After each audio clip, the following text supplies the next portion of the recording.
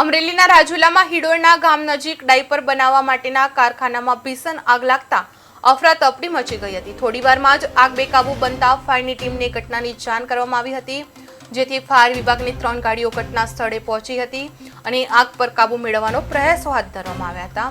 સતત પાણીનો મારો ચલાવ્યા બાદ આગ કાબૂમાં આવી હતી। રાજુલા ફાયર બ્રિગેડની ટીમ તેમજ પીપાવાવ, પોર્ટ, સિન્ટેક્સ સહિત આસપાસની ફાયર બ્રિગેડની અંદાજે 5 ટીમો બોલાવવામાં આવી હતી। તમામ ફાયરની ટીમોએ પાણીનો મારો ચલાવી 4 કલાકની ભારે જહેમત બાદ આગ પર કાબૂ મેળવ્યો હતો।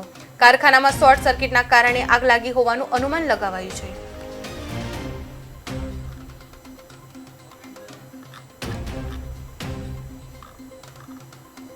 ફાયર બ્રિગેડની અંદાજે 5 ટીમો બોલાવવામાં આવી છે। તમામ ફાયરની ટીમોને પાણીનો મારો ચલાવી 4 કલાકની ભારે જહેમત બાદ આગ પર કાબૂ મેળવ્યો હતો। કારખાનામાં શોર્ટ સર્કિટના કારણે આગ લાગી હોવાનું અનુમાન લગાવવામાં આવ્યું છે।